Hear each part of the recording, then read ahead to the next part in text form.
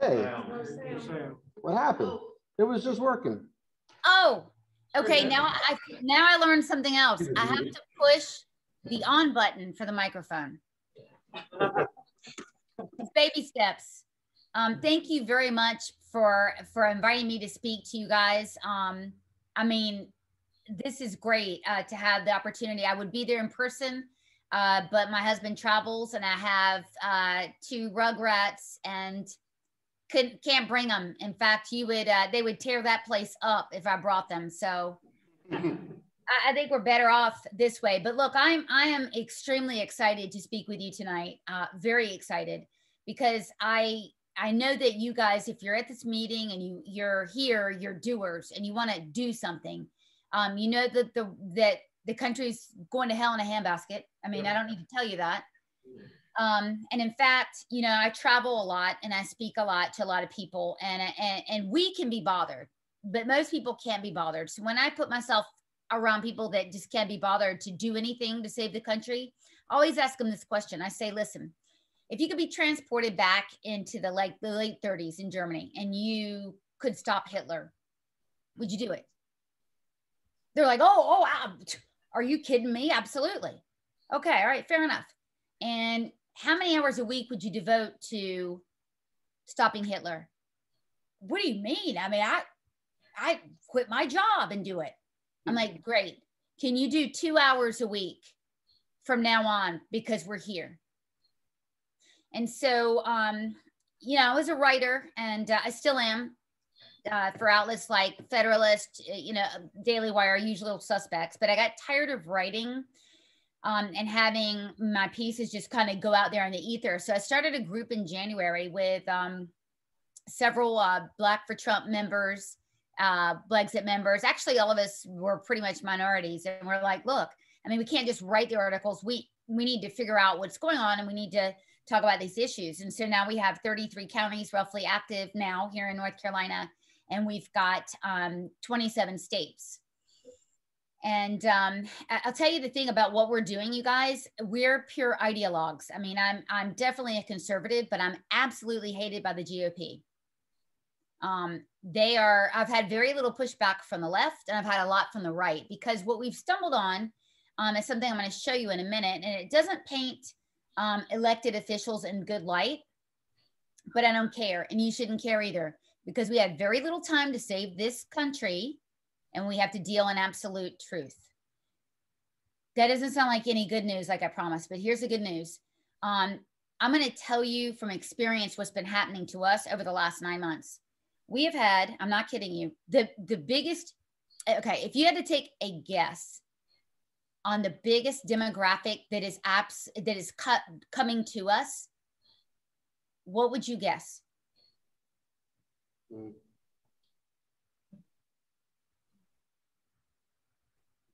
We're in education. It's a trick question. No, okay, all right, let me break it down. We're in education, and we're talking about critical race theory, transgenderism, blah, blah, blah. Who would it be? Mothers, parents. They're saying young mothers, parents. That's okay. What they're saying. How about teachers? Teachers. Okay. Young Black males in their early 20s. Ooh, wow.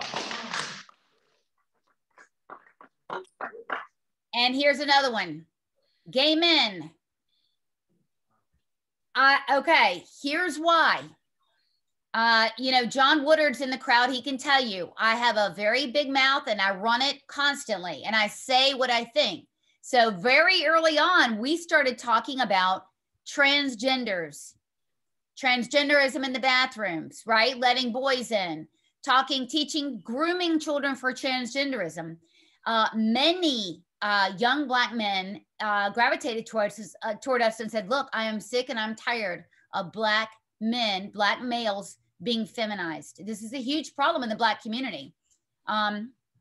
We've had gay men reach out to us and say, listen, we resent the fact that these, and they are militant lesbian women who are running this movement. Yeah, we're not liking them up there protesting at Mark Robinson's place and trying to throw him out, because guess what? We're a human being like any other. And transgenderism and teaching that is not appropriate. In other words, the most unlikely allies will come when you just speak the truth. And we're not pandering to anyone. And so we've really, you know, just kind of spoken truth. So I want you to know that it is time that we start knocking on the doors of unlikely allies, because guess what? They want us to speak for them. And what we're doing now as a movement is saying, listen, you got to kind of speak for yourself. We can only take you so far. And so they're actually joining our movement. Now I'm going to show you, you asked about what critical race theory is. I'm going to show you that. And I'm going to show you what social emotional learning is. Now, I have a book here, and it has a bunch of stuff that would hurt the feelings of liberals. Is this harmful? No. I mean, critical race theory as written down isn't inherently harmful. Now, if I smack the hell out of somebody with this, right, this becomes harmful. Right? So, I mean, the heck, sorry. I'm sorry. I'm in a church. I apologize. Thank you. I'm embarrassed. I apologize. Well, I guess you do say hell in a church, but not in that way. All right. So if I smack, if I smack the tar out of somebody, this becomes harmful. So what critical race theory is in practice, the actionable stuff, you guys, is taking material and proverbially smacking, doing something. Those are the actions that we go after. Ideas aren't harmful. And so I do not believe that some of these things are actionable, some aren't. And I'm going to show you that. But before I do that, I want to back up and show you how I kind of changed my mind about our party a little bit, and how I started getting in trouble, well, with at least the conservatives. Hang on one second. Let me see if I can share this. Hold on. All right. So we think that out of nowhere, right, came critical race theory. We're hearing about it. We're, you know, it's a problem. Parents are surely adrenalized about it, and with good reason. And we think, wow, it just came out of nowhere. Well, let me show you the timeline of where it came from in North Carolina.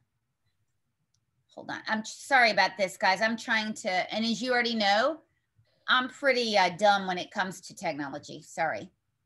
Okay. So when we look at where critical race theory came from, would it surprise you to know that it came from Chapel Hill? No. Would it surprise you that the entire movement across the country began in Chapel Hill? All right, while I'm asking all these rhetorical questions, which is annoying, I'm just going to cut to the chase. So we do have 27 states. We have 2 chapters in California. I mean, we're all over the country. The most radically progressive, far gone state in the union happens to be North Carolina. Far and away worse than California. And I'm going to show you how. But how did we get here? Well, let's look together and see if we can come up with a reason. So this 2013 and 2015, it was the birth of taking critical race theory. What is critical race theory? Thinking that if you have white colored skin, you deserve to be punished. So let's just shorthand it for now. We got a dude named James Ford, who is appointed to sit on the school board. So James Ford, appointed by Cooper to sit on the school board, right? He operationalizes all of this. So the original plan that we're seeing across the country was born October 2015 right here in North Carolina. Now, how do we get here? Everything you see in yellow happened boom, boom, boom in June. So November 2019, every single of the 12 academic standards were changed, and social emotional learning was put in without fanfare. None of us knew that. Social emotional learning is shorthand for critical race theory. I'll show you. But in June 2020, you're going to see how many laws were changed to permanently enshrine critical race theory and surveys for every child pre-K to 12. And let me ask you, do you remember hearing about this from any of our Republican legislators? No. Would it surprise you that I can't find a Democrat legislator to blame any of this on, and they're all Republicans?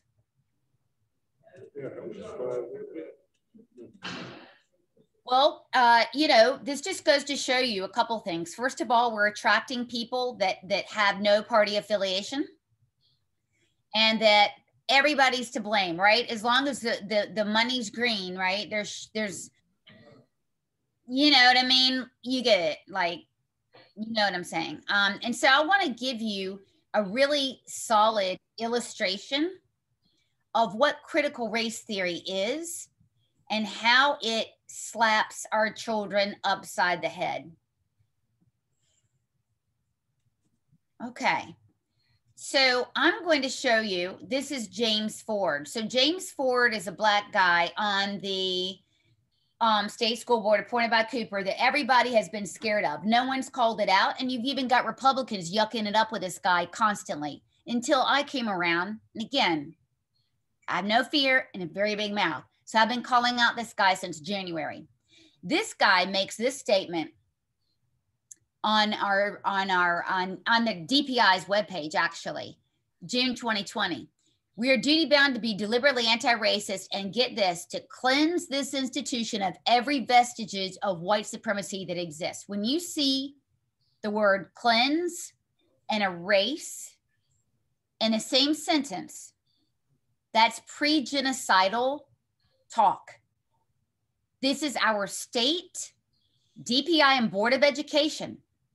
This statement still exists on a government website. Does this scare anyone here? This guy has been the moving spirit of the state school board. Okay, so I'm going to show you, this is just illustrative of this guy. These 4 tweets from this guy, by the way, no Republican elected official has called this man out yet.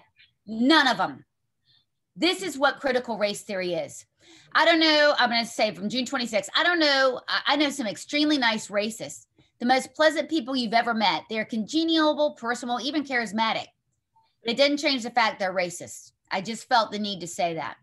So the first tenet of critical race theory, if you have white skin, you are racist. If you deny it, it makes you more of a racist. Okay, so this is what's happening. And again, no one has called this man out. Can you imagine if the tables were turned here? This is racism. So second tweet, I don't know who needs to hear this, but white supremacy is a cannibalizing worldview. It will destroy us, et cetera, et cetera. It's probably true, but I mean, if that were true. The second tenet of critical race theory, this is in their own words, white supremacy has no cure and it will kill society. So when we go back and we look at this sentence again, if white supremacy has no cure, now can you see this in context? Oh, yeah. This is the man that's setting the tone for all 1,500 public school students, and we can't even get anybody on either side of the aisle to call him out. Here's another one. Everything's coded. What you need to know about racists, if their lips are moving, they're being a racist. So here we go again. Every white person is a racist. Now here is the scariest thing about critical race theory. Let me read this. I loathe the term Black American when referring to African Americans. I absolutely hate it. It erases Africa and any claim to the continent as our ancestry. It uses a racial construct to describe an ethnicity. My ancestors did not descend from Blackness, but from Africa. So critical race theory tells every Black child that they're not wanted. They're not a part of us. They're not Americans. What critical race theory does is it seeks to strip every Black child of their birthright. This is terribly unfair. So what you're seeing here is in children are having to fill this out. That if you're a white, a man, heterosexual, parents have money, able-bodied, Christian, then you are the devil, basically. And then children are being asked to classify themselves according to minority status. Do you have any questions thus far? Yeah, I got one. Yes, sir. Does this, anthropologically speaking, I've had courses in anthropology. Does this guy realize that there are white and dark-skinned people in every race? There are 4 races. There are light-skinned and dark-skinned people in every race. Now, if you say white, what does that mean? That means nothing unless it's in the context of race. So does this guy get that, or is he ignorant? Well, critical race theory, the thesis is that race is a social construct.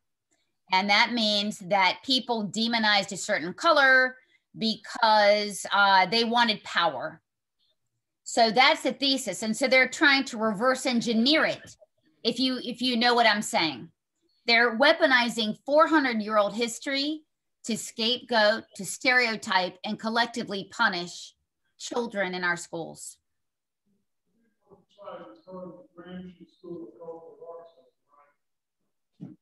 I heard Marxism. That's all I can hear. What was that? You have to come closer, buddy. To be more precise, it's from the Gramsci School of Cultural Marxism, or the Frankfurt group that came into New York from Germany and said they marched through our institutions back in the 40s and 50s. Yeah, there's a book I can highly recommend to you. It's called The Color of Communism. I mean, it's very it's very thin. I think it was written way before the civil rights movement by a Black guy. Unbelievable. And he talks extensively about Black people being used in service to communism. You read it and it's like, my heavens, this is the game plan. It's happening. Everything about that is in direct contrast to the biggest civil rights person ever.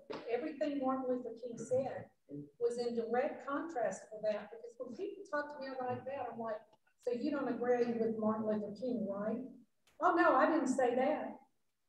If you turn around and quote everything he says, especially his letters, that's absolutely contrary to anything he said. That was the last thing he wanted his children to be, is judged by the color of their skin or their race. Amen. Amen. And so, the fact that we're here means, we're fighting our way out. But what I want to say to you is what this group is all about, obviously, is educating people. But look, we must not let our elected officials to allow us to fend for ourselves. They've said nothing. They legislated in ways to make this possible. They're still saying nothing, and they're watching us duke it out. Only when we pressured Tim Moore and Berger did we finally get a bill, and it has 0 teeth. So we cannot allow our public officials to ever do this again. We need them to be like Mark Robinson, who's going to stick their neck out and warn us and protect us. And so I want you to be educated warriors, because we all have a stake in saving our country. Let me show you how this works. So we talked about, you see racism, right? You're going to see this next. All right. Because I got to have my people trained and smart. You guys are, now that I'm presenting to you, you're my people. I'm a Jewish mother. I'm very protective. So you guys are mine. All right. Let me tell you how this works. All right. This is the process.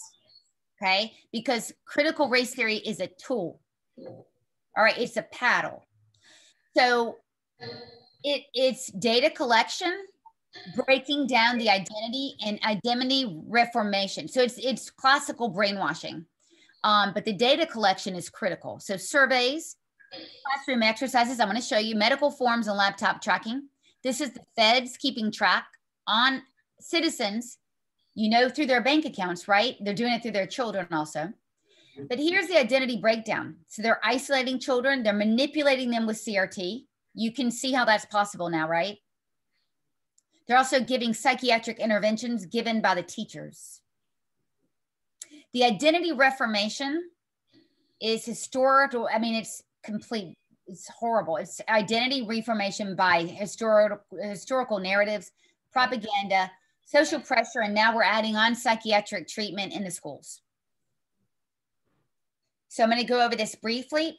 Now we're talking about SEL. So they're going to confuse you, or try to. Again, they're not going to confuse my people. So why don't we call this the child spying program? Can we agree to that? Okay, because I think it's easier and more fitting. So SEL, as I told you guys, it's required in all 12 standards, be it math, basket weaving, homeroom, whatever. So Castle defines SEL, Castle's the name brand, as the process through which youth and adults understand and manage emotions. By the way, which emotions? This is the government managing children's emotions. This is sick. To set and achieve positive goals. Positive for who? The government? Who's choosing these goals? Feel and show empathy for others. You can best be sure certain others, right? I bet you if you went to a Trump rally, they wouldn't be teaching you to feel and show emotions now, would they? Most likely not. And establish and maintain positive relationships and make responsible decisions. How is the government classifying a responsible decision? This is hypocrites. It's essentially what parents are supposed to do with their values. Right. When they asked Hitler, they were like, listen, dude, aren't you kind of worried that you're not going to win re-election? He's like, what do I care? I have their children now.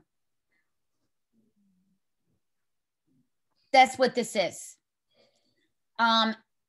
If you study Mao, and I'm sure a lot of you have, this is the Four Olds program, where during the Cultural Revolution, Mao sought to extinguish the four, it was culture, customs, culture, two other things. But in other words, sought to erase the person's whole history. That's what this is. So now we get to, when you're talking about social emotional learning, here's where they're bringing in critical race theory. This is for the teachers, discussing and facilitating conversations about race, diversity, sexual orientation, and the inequitable society we live in, ding, ding, ding, critical race theory, are difficult for many SEL, or for many teachers. That's because you're not supposed to be doing it.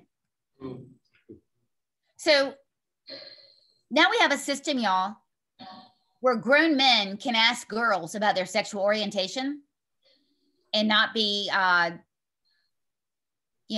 rendered handicapped by the father. Right. This is a kindergarten lesson. All of these are in North Carolina. This is in Moore County. This is a gingerbread person. This is an SEL lesson, what you're looking at. Kindergartners are learning that, that God makes mistakes. See, why transgenderism is being taught. Two reasons. Number one, if you believe that God makes mistakes, you're not a believer in God anymore, because that's fundamentally not true. Right? Right. Secondly, it is a way that the militant rainbow mafia is doing away with the patriarchy, because there's no gender. Right. This is an evil, and we have got to spend every minute that we can to fight this, and fight hard. Gay people, by the way, believe that the transgender movement is erasing gay people. And they're right. It's telling gay students, right, that it's not okay to be gay. You've got to change your gender now. They don't like it. So guess what? I'm not getting hassled by the left. All right. Because a lot of them are keeping their mouth shut and going, Go Sloan. Okay, so this is teaching kindergartners that sexually attracted to women with a feminine or a female people, men with masculine or male people, romantically attracted to, blah, blah, blah. This is kindergarten. Now, this is an SEL lesson in middle school. This is a lesson that is not confidential and we believe is discussed in the classroom. This happens to be in Orange County. This is asking questions I have about my face, hair, chest, and body are. Okay, so you see this, these are probing questions, more about me, my favorite activities. When I grow up, I want to be a what? I think the two most interesting things about me are blah, blah, blah. Here's another humdinger. Questions I have about growing up are, why am I changing? Does everyone change the same way? And when is it okay to kiss someone? This is a big one. Here's the other questions. Do I have to diet? Is it okay to be excited about growing up? And what if I don't like my legs, breasts, or lips?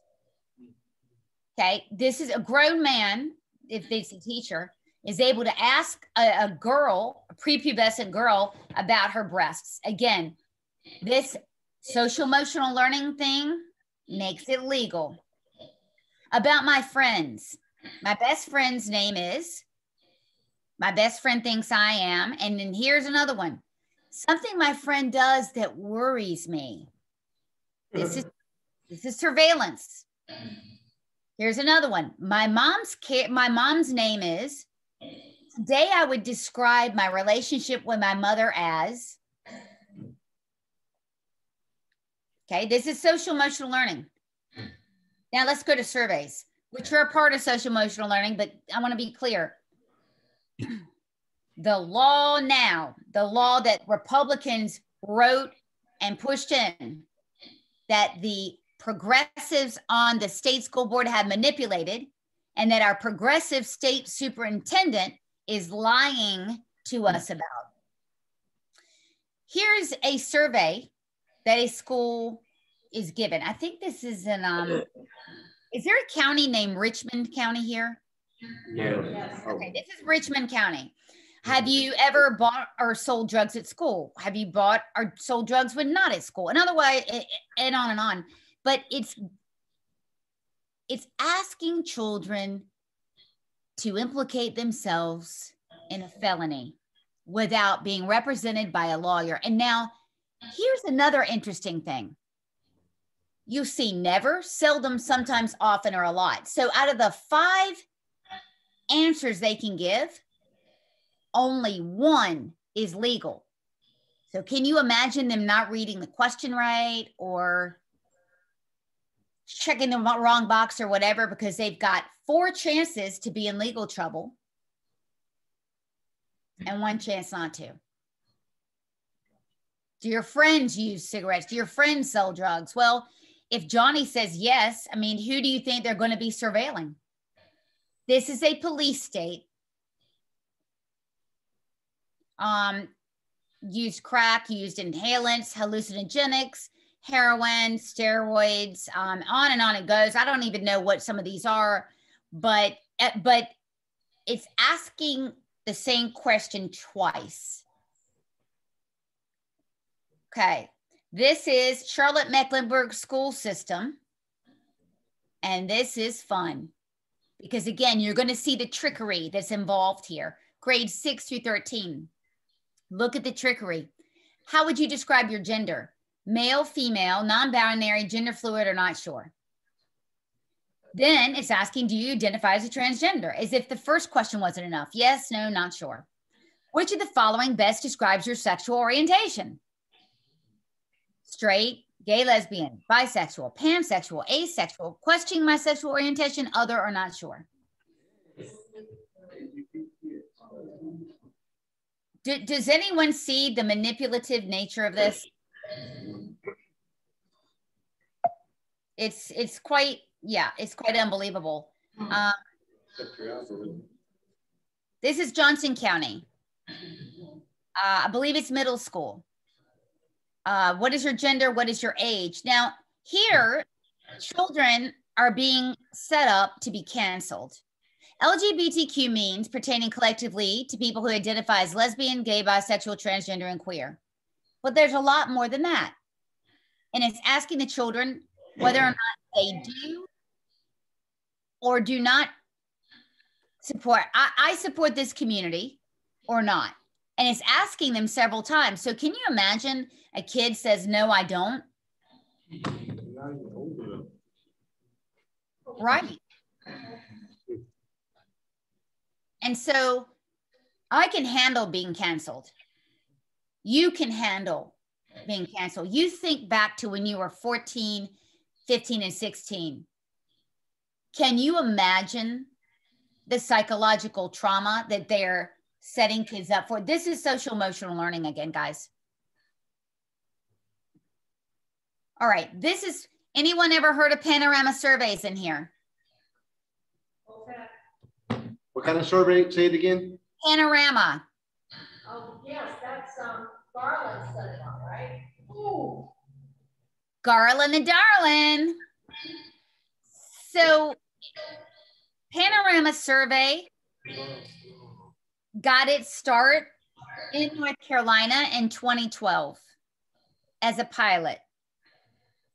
When yours truly exposed panorama survey and got a bunch of activists on the rear ends of Department of Instruction, public instruction, I was targeted, very much so, defamed, called everything but a 5'2" Jewish white woman by the DPI.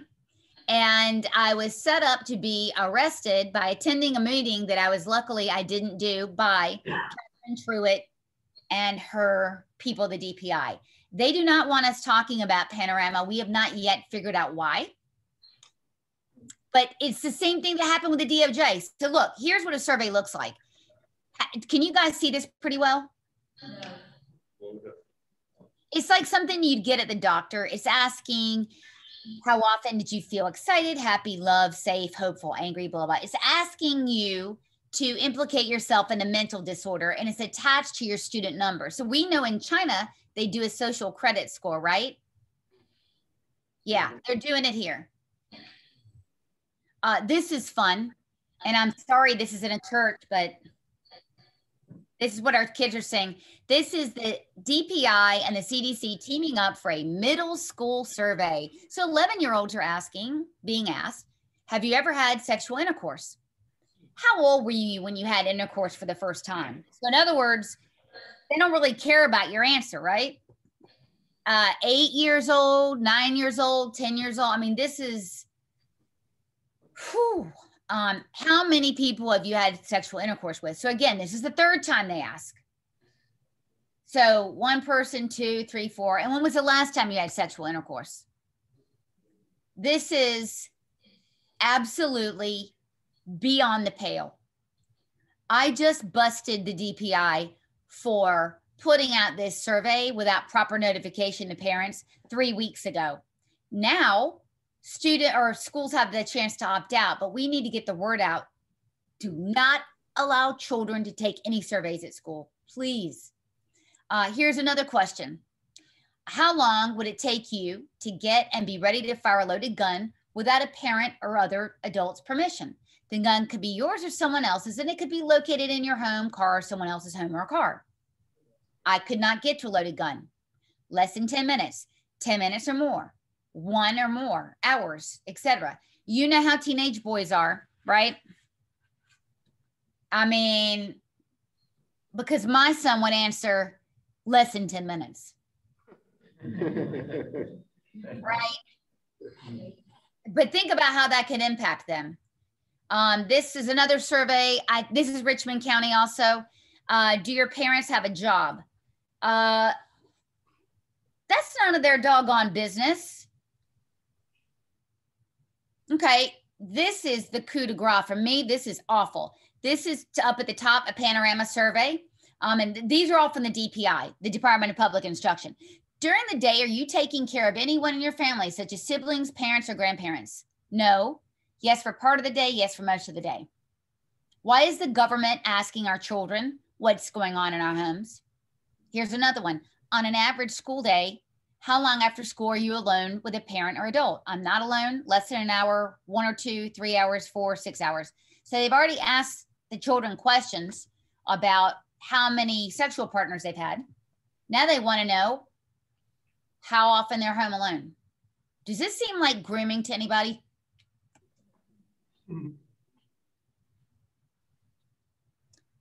When you feel sad, hopeless, angry, who do you talk to about it? Parent, teacher, etc. Is this their business?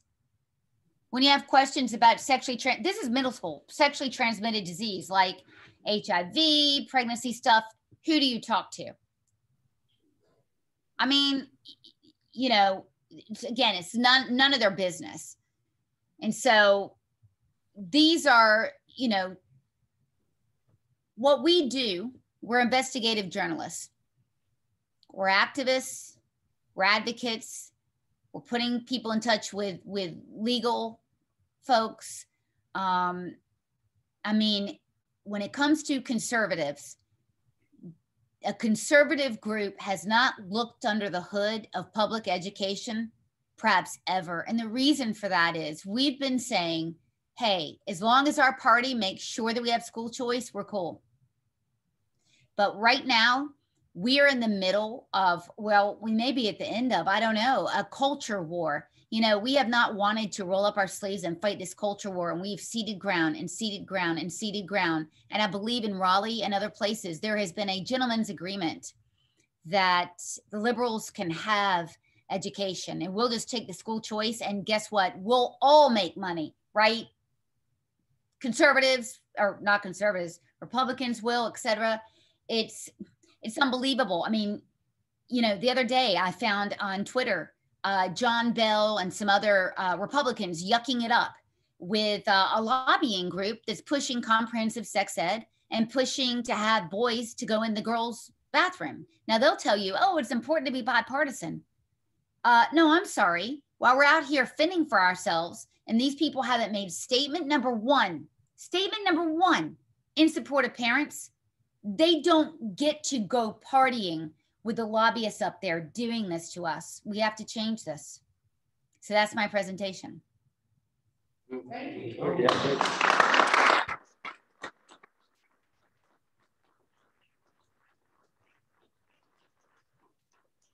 Well, thank you very much. Let me see if we have a couple of questions for you, if that's okay. Yes. Questions? Right here. Questions? Yeah, I recorded tonight's session. Are those PowerPoint slides available somewhere? You know, they will be by tomorrow morning. I want everybody to do something for me.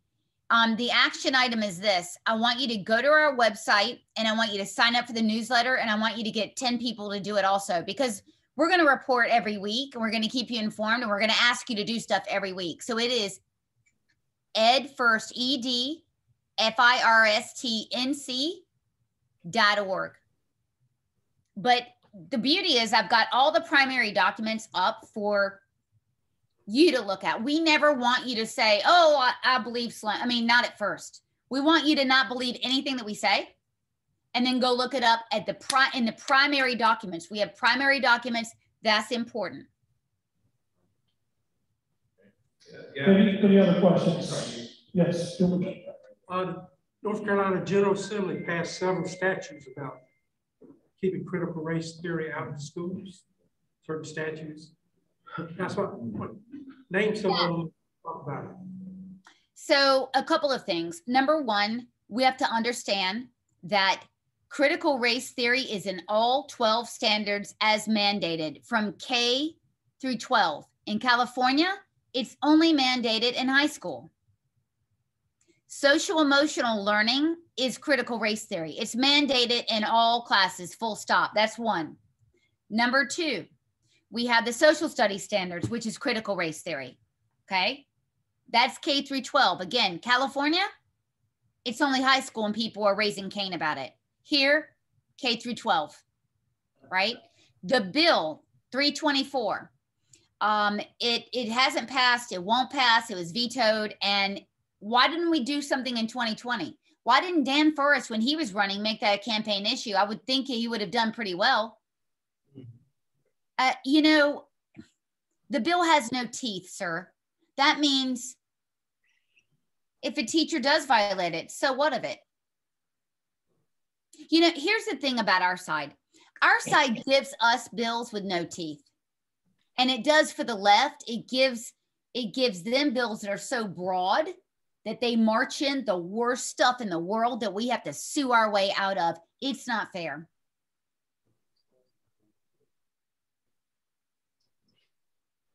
Gentleman in the back. You know of any of the politicians that are standing up against the move to make, my sister just spoke up at a school board meeting in Michigan, and we all know they're trying to make that a federal offense as a domestic terrorist because they put race into that thing. And she brought up the statutes that say you are supposed to have a dialogue with the school board when you're an elected official. And of course, they let these people come in 3 minutes at a time. And she brought up, you're supposed to give them 5, and they don't do that. And like you said, they keep pushing against, but they had over 100 people in their school board, and there's many school boards across the country that are standing up, but they're trying to make us all, they register us if we show up. Well, I'll tell you a couple of things about that. Let me just say this, because there are people in the audience that are running. If we had, let's say 2022 comes along, and guess what? In every district, we make a clean sweep and we've got all Republicans or all conservatives rather on school boards.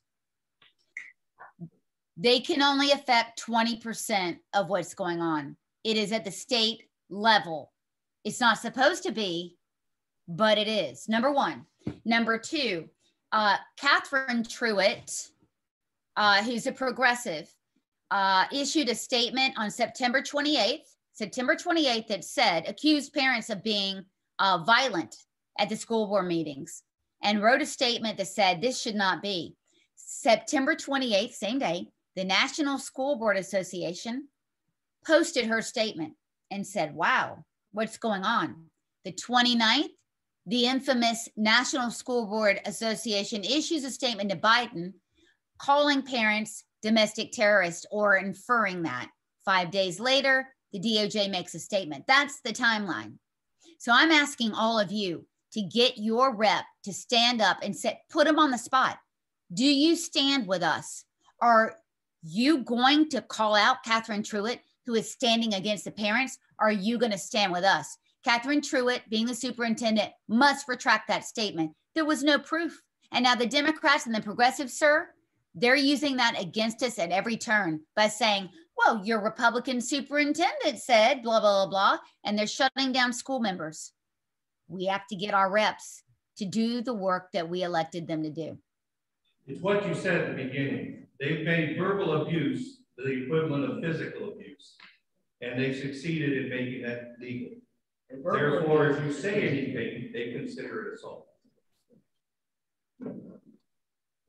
I mean, another thing that 2 states have done, Missouri and Ohio, is after all this happened, they just retracted their membership with the National Association.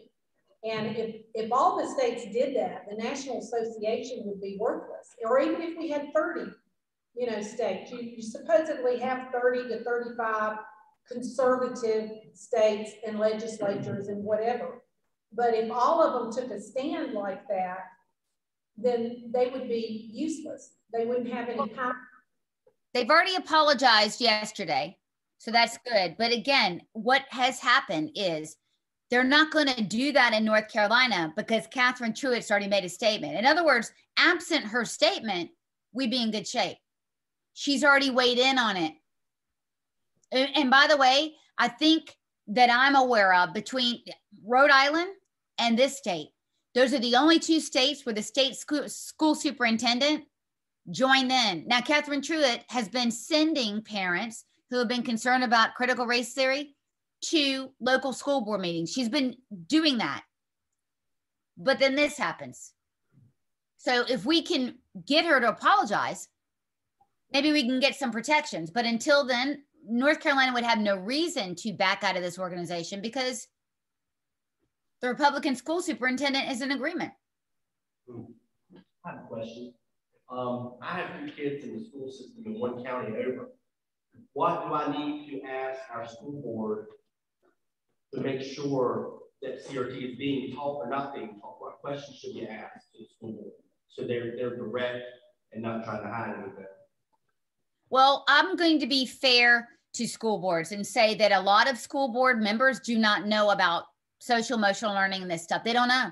And I know this because I have talked to many conservative members in counties across the state.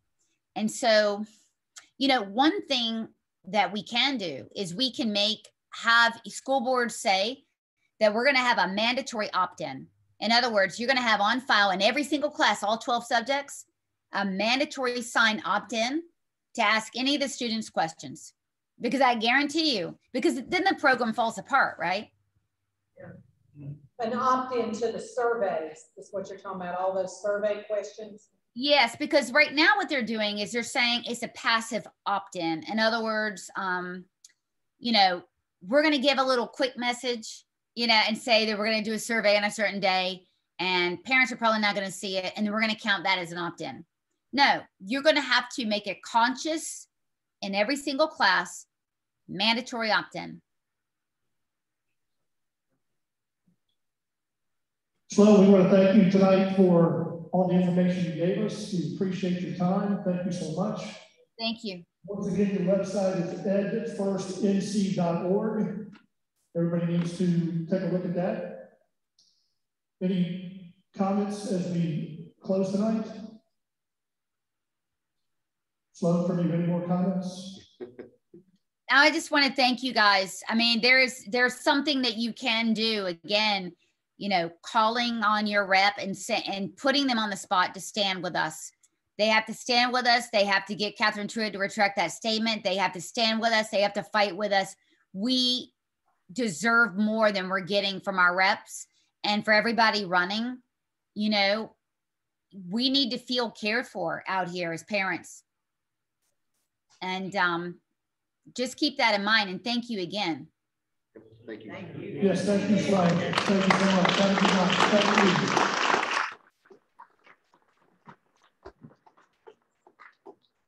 Couple things. 19 states did pull out of this afternoon. I was